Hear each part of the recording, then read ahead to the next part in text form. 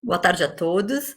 Hoje nós vamos tratar nesse webinar sobre o Covid e as contratações públicas, especificamente as alterações legislativas, né, em relação às licitações e contratações públicas nos entes federados, diante da pandemia causada pelo coronavírus. Em primeiro lugar, eu gostaria de agradecer o convite que me foi feito pelo professor Silvio Serrano, em mediar e debater nesse evento, e estou muito feliz por fazer parte dele por várias razões. Primeiro, porque estou ao lado de professores que eu admiro muito, e também é o meu primeiro evento que eu participo do IDASAN, que é um Instituto de Direito Administrativo Sancionador, em que o professor Pimenta, que também nos brindará com a palestra, é o presidente, e também idealizado em conjunto com a Escola de Contas, que é uma escola que tem um papel importante no aprimoramento dos profissionais, e eu me sinto em casa quando eu falo na escola do TCM de São Paulo. Bom, estamos hoje com 3 professores convidados. A dinâmica do evento será assim: cada professor mais ou menos vai falar por volta de 20 minutos, e após as exposições, nós vamos debater as questões que vocês vão mandar e que eu também vou formular, tá bom? Bom, nós vamos começar hoje com o professor Gustavo Justino de Oliveira.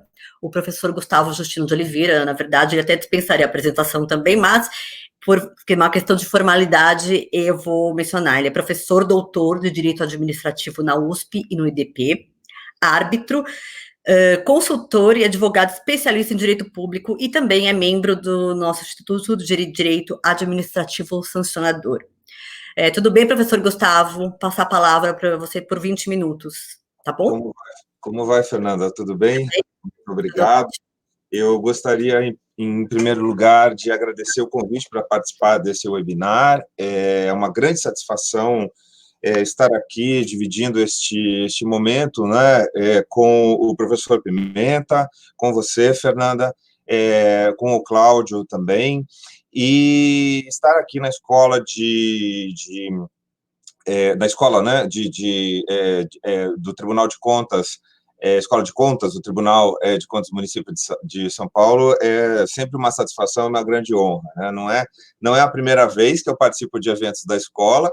Eu agradeço também ao professor Silvio pela lembrança, sempre pela lembrança, né, do meu nome para participar dos eventos, mas é a primeira vez que eu participo de um webinar, e gostaria também de parabenizar a escola pela plataforma, né, que já vem utilizada muito antes, né, dessa infeliz pandemia aí que todos nós estamos vivendo, né, mas está sendo muito estimulada nesse período, e é uma plataforma belíssima, e nesse sentido é uma grande satisfação estar aqui.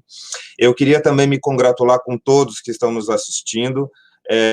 Espero que todos estejam bem, estejam em casa, se cuidando, né? Realmente, assim, ao que tudo indica, o mês de maio vai ser um mês em que a pandemia deve alcançar seu pico. Então, quanto menos pudermos sair de casa, quanto menos pudermos nos movimentar, né, eu acredito que seja melhor. Bom, mas nesse momento nós não vamos falar de pandemia indiretamente, vamos falar mais das consequências da pandemia, né?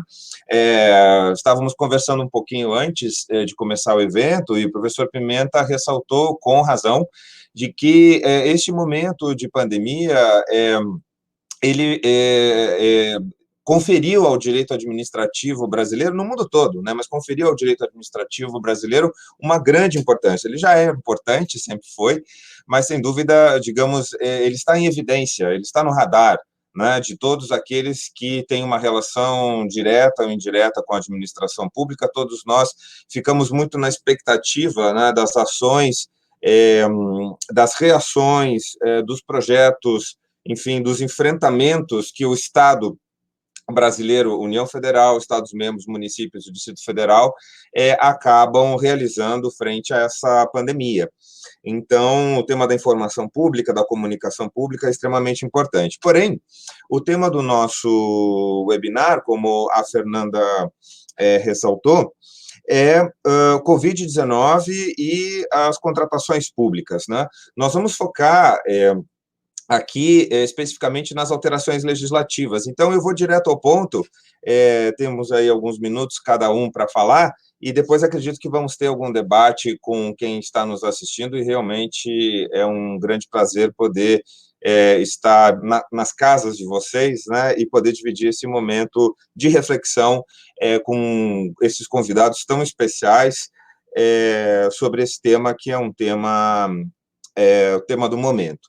Bom, eu vou dividir minha fala muito rapidamente, uma introdução, a contextualização do que eu chamo de direito administrativo emergencial, que se origina a partir da pandemia como um fato excepcional, né, e um evento caracterizado como um evento, no contexto das contratualizações públicas, como um evento de força maior, o caso fortuito. Então, essa é uma primeira abordagem, uma introdução. Na sequência, eu passo a falar um pouco sobre os parâmetros de interpretação hermenêutica dos problemas, né, que podem ocorrer, dos litígios que podem ocorrer no âmbito dessa aplicação dessa legislação. E aí vamos falar muito rapidamente sobre jurisprudência de crise. Depois eu fiz aqui tem uma tentativa, né, como professor que sou, uma tentativa de um enquadramento didático sobre essas regras que estão todos os dias, né, se originando em leis, em decretos. Tentei classificar um pouco essas regras sob o ponto de vista do seu tema, né, da matéria, sobretudo da temática, o que envolve, essas regras envolvem quais temáticas, né, das alterações legislativas e, finalmente, umas sinalizações finais, conclusões, enfim, para que a gente possa refletir depois. Bom, começando, então, muito rapidamente, essa contextualização. O que nós estamos observando? Nós estamos observando que a pandemia ela originou uma série de regras e medidas que estão sendo editadas, né, pelo Estado. Aqui vou falar dos 3 entes da Federação, né? Então nós temos legislações editadas pelos 3 entes da Federação, o Distrito Federal, inclusive, embora o Distrito Federal esteja aplicando diretamente a legislação federal, né, no seu contexto ali, emergencial, mas tem algumas regras também distritais. E aí, a gente percebe que essa legislação que se origina a partir desse fato pandemia, envolvendo os contratos públicos, as contratações públicas, ela é uma legislação excepcional. Sendo uma legislação excepcional, ela vai conviver com a legislação, digamos assim, normal ou legislação não excepcional, que é a legislação até então vigente, em relação que envolve a matéria das contratações públicas. Nesse sentido, nós temos como que uma legislação, portanto, excepcional, uma legislação emergencial que tem determinadas características, eu vou apontar 3 principais, e que vai conviver, claro, com o texto constitucional, ela deve estar subordinada, não é, ao texto constitucional, ela deve ser uma legislação constitucional, obviamente, mas, para além disso, ela convive com a legislação vigente, vamos falar assim, uma legislação não excepcional, uma legislação ordinária, no sentido de que uma legislação comum, aquela que vinha sendo já adotada para disciplinar a contratação pública no país. Bom, nesse sentido, existem pelo menos 3 características disso que eu vou mencionar. Esse conjunto dessas regras, eventualmente princípios, né, vão formar um regime jurídico excepcional. E esse regime jurídico excepcional, em termos de direito administrativo, pode ficar conhecido como direito administrativo emergencial. Alguns professores, inclusive, por exemplo, o professor Marçal Justen Filho, outros professores também, mas cito o professor Marçal, já vem utilizando essa expressão, às vezes, direito emergencial da contratação pública, direito administrativo emergencial. Então, esse direito administrativo emergencial é aquele que vem disciplinando, ele traz um regime jurídico administrativo emergencial das contratações públicas em 2 sentidos. Das contratações públicas que ocorrem a partir do contexto pandêmico, então, a partir da pandemia, por exemplo, contratações diretas, com dispensa, inexigibilidade, eventualmente, mas são mais dispensa de licitação, hipótese de dispensa, essa contratação emergencial, ela ocorre à luz das situações de calamidade pública, excepcionalidade, emergência, né, que municípios, estados e também a União Federal acabaram decretando. Mas essa legislação, ela vai, digamos, de alguma maneira, tangenciar problemas de aplicação da legislação, digamos assim, comum, vigente, que até então era vigente, no que diz respeito aos contratos administrativos vigentes. Né? Então, existe essas duas frentes. O direito administrativo emergencial, portanto, ele vai regulamentar as contratações públicas firmadas à luz da pandemia, pelas necessidades que a pandemia traz, não é, para o Estado contratar, não é, bens, serviços, enfim, construção ou adaptação de infraestruturas para hospitais de campanha, por exemplo, mas também vem disciplinar consequências, vamos dizer assim, de problemas que contratos até então vigentes vêm experimentando em virtude também da pandemia. Então, são essas duas frentes e, portanto, esse direito administrativo emergencial, ele tem esse conjunto de regras que vai disciplinar essas relações. Né? Então, esse direito administrativo emergencial, no meu ponto de vista, ele teria 3 características, eu acho que isso é muito importante. Primeiro, o foco desse direito é a proteção da segurança sanitária. É a finalidade dessa legislação. Se não fosse a proteção da segurança sanitária dos cidadãos, da sociedade, né, do próprio Estado, dessa ordem sanitária, vamos falar assim, não haveria necessidade de uma legislação excepcional. Então, ela se inaugura com base, essa legislação é inaugurada para proteger, sobretudo, a prioridade é a proteção da segurança sanitária. Essa é uma primeira característica do direito administrativo emergencial. Uma segunda característica é que essas regras, elas tendem a ser provisórias e temporárias. Então, assim elas deverão ser interpretadas, até que a pandemia finalize, né, ou que consequências decorrentes da pandemia, né, então até o final do estado emergencial, até nesse sentido. Então, existe um termo, que agora, obviamente, nós não sabemos qual é, mas no transcurso da pandemia e depois, alguns contratos que tenham consequências pós-pandemia também serão regulamentados, portanto, nesse grau de provisoriedade, temporalidade e, portanto, excepcionalidade do direito administrativo emergencial e esse regime jurídico excepcional.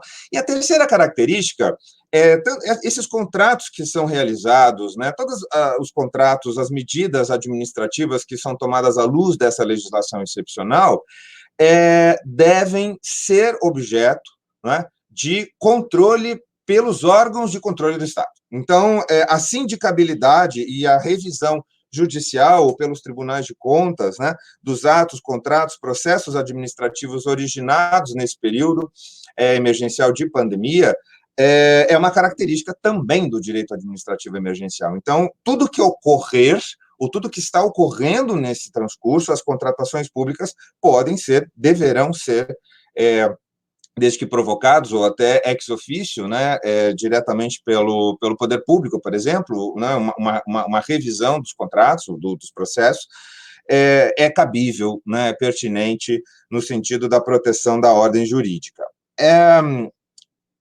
Juntamente com essas características, a gente vai perceber que existe uma relevância muito grande do que eu denomino aqui jurisprudência de crise. A aplicação dessa legislação, ela pode ensejar, por exemplo, problemas de responsabilização, legalidade das contratações, né? E, nesse sentido, o Poder Judiciário já vem tendo, né, a jurisprudência do Covid, vamos dizer assim, né, ou jurisprudência Covid, já vem tendo uma atuação, inclusive já está começando a ficar muito assoberbado, o judiciário já começa a ficar muito assoberbado, porque cabe a ele fazer o julgamento né, dos litígios, dos problemas, dos conflitos originados a partir da aplicação dessa legislação excepcional. Então, existem alguns parâmetros aí que vêm sendo obedecidos pelo Poder Judiciário, então é criada uma jurisprudência de crise nesse sentido, né, claro, atendendo ao texto constitucional, mas para além do texto constitucional, as regras passam a ter uma importância muito grande, inclusive frente aos princípios. Né? A gente vem observando uma grande produção legislativa, e essa produção legislativa, que é muito rápida também, técnica e rápida, ela, por vezes, gera dúvidas, né? Gera conflitos. Então, mas esses conflitos, vêm sendo resolvidos a partir dessas regras. Isso que eu acho que é bastante importante, né? São regras excepcionais, temporárias, né? Mas a jurisprudência de crise se constrói a partir dessa excepcionalidade, e sempre à luz da Constituição. Então, isso é importante.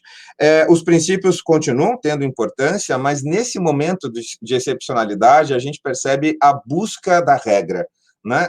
O judiciário ele vem buscando a regra para tentar aplicar e resolver conflitos de contratações públicas decorrentes desse contexto, né? Bom, percebe-se também uma busca pela maior paridade das posições jurídicas nas decisões, maior paridade das posições jurídicas como do contratante público e contratado privado, no contexto dos conflitos público-privados. Então, o judiciário vem utilizando esse critério da paridade, da busca pela paridade, por exemplo, para resolver temas envolvendo repartição de custos, ou repartição de danos, ou de prejuízos, né, envolvendo o fato Covid-19, pandemia, como um evento de força maior, o caso fortuito, aplicável aos contratos públicos. Então, a gente tem percebido isso, né? E aí, já para a segunda parte, que é a mais importante aqui, antes de ir para o final, né, eu, então, diria o seguinte, voltando, a minha tentativa foi de estabelecer uma classificação, se não uma classificação, uma organização dos temas que essas regras, essas inovações legislativas vêm trazendo em matéria de contratos públicos, né?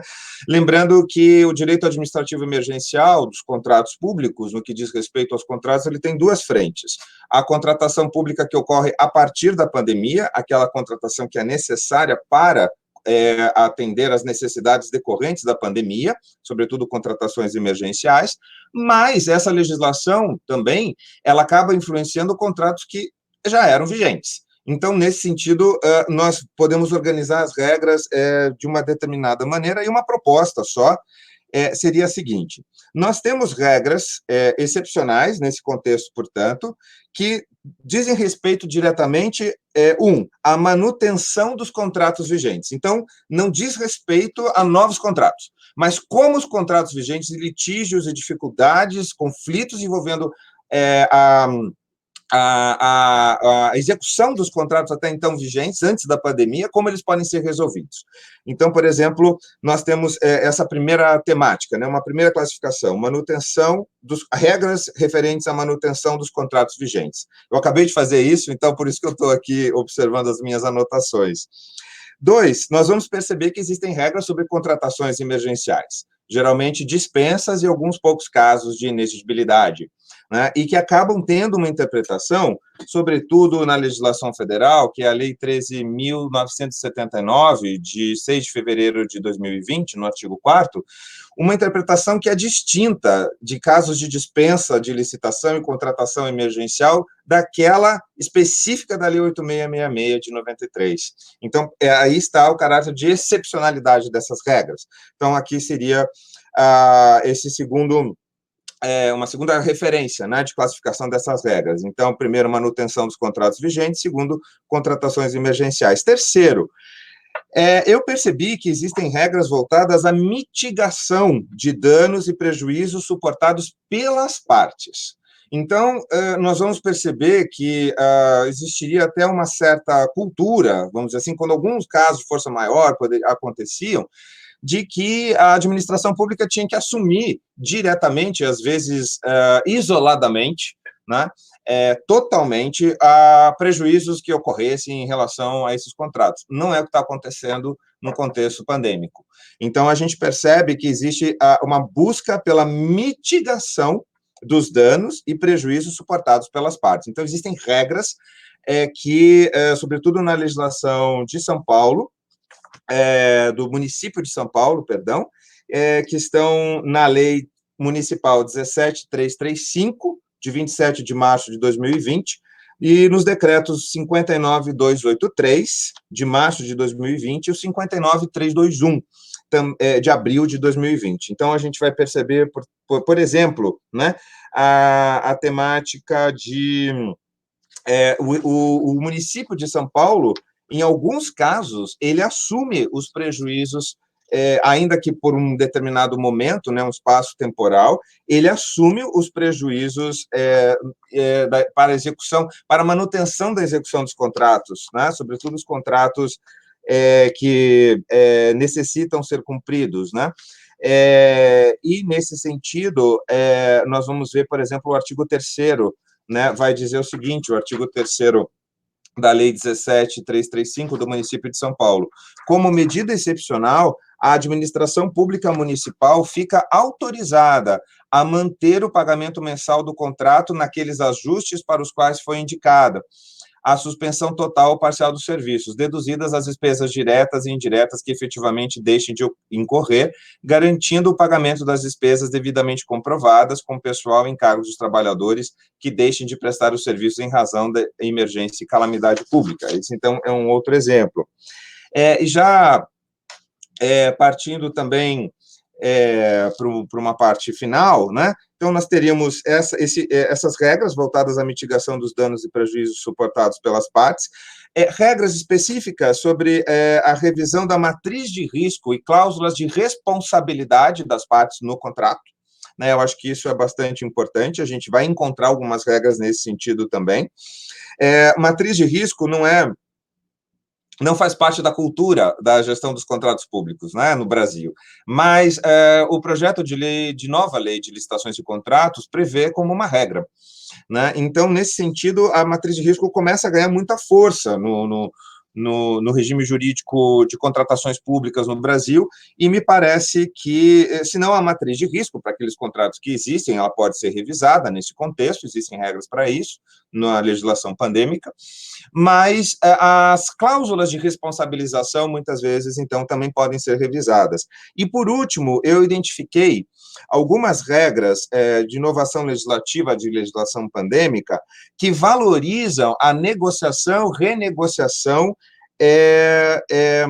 dos conflitos pela via dos acordos. Então, que as matérias não sejam judicializadas, os litígios não sejam judicializados, mas que contratante e contratado possam buscar pela via do acordo, autocomposição, ou até mesmo pelo uso da mediação, ou eventualmente a própria arbitragem, né, que se possa encontrar, né, uma solução, mas sobretudo a autocomposição direta e mediação que acabe, digamos assim, estimulando a autocomposição, e aí seria o caso dos acordos endógenos ou dos acordos intracontratos, né? Bom, nesse sentido, então, eu haveria muito a dizer, a matéria é muito rica, né? Eu fiz aqui essa tentativa de organizar as regras, que são regras muito inovadoras, e eu concluiria, a Fernanda já está me pedindo para concluir, porque efetivamente eu já cheguei no meu tempo final, com o seguinte: essa legislação que nós estamos estudando, estamos conhecendo, né, a regra, portanto, é que ela seja uma legislação excepcional. Há uma excepcionalidade dessa legislação. Passando o contexto pandêmico ou as consequências da pandemia, ela vai se esgotar, né? Então, essa é uma característica. O direito administrativo emergencial, portanto, ele é excepcional, ele é provisório e ele é temporário, né? Mas isso não significa que ele não tenha de ser objeto de uma sindicabilidade, de um controle, de uma eventual revisão, não só pelo Poder Judiciário, mas pela própria administração pública, pelos órgãos, por exemplo, cortes de contas espalhados pelo Brasil. 2, a gente vem percebendo também, como conclusão, uma influência dessa legislação que, embora provisória, embora temporal, né, embora excepcional, ela pode deixar alguma influência, no sentido de uma influência positiva, para a mudança da cultura da gestão dos contratos públicos, né? Então, muito rapidamente, a gente vai perceber que novas posturas frente à revisão dos contratos públicos podem ser adotadas, né, posturas de maior eficiência, busca de um melhor ambiente negocial pela via dos acordos, né, e a permanência, inclusive, de algumas regras que são típicas do contexto pandêmico, mas, por exemplo, o decreto 59283 do município de São Paulo, ele autoriza, dentro de alguns critérios, que haja o pagamento antecipado, né, em alguns casos de algumas contratações emergenciais, que não é a regra, né, no contexto das contratações ordinárias. Então, talvez isso possa ficar como uma influência da legislação pandêmica. E, finalmente, Uhum. a gente percebe que, para aplicação e para eficácia dessa legislação, nós não podemos, única e exclusivamente, ficar aguardando o Poder Judiciário, que ele seja provocado e ele decida. Já há uma jurisprudência de crise, mas é muito importante que a administração assuma a sua porção de negociadora, a sua face, seu perfil de negociadora, e Uhum. tente, junto com o contratado, buscar acordos e antecipar, por exemplo, prevenir conflitos e decidir esses conflitos já em sede administrativa. Não fazer com que eles necessariamente passem ou sigam para o judiciário, e é um judiciário que já começa a ficar bastante sobrecarregado. Fernanda, passei um pouco do tempo, mas era isso que eu queria dizer. Obrigado.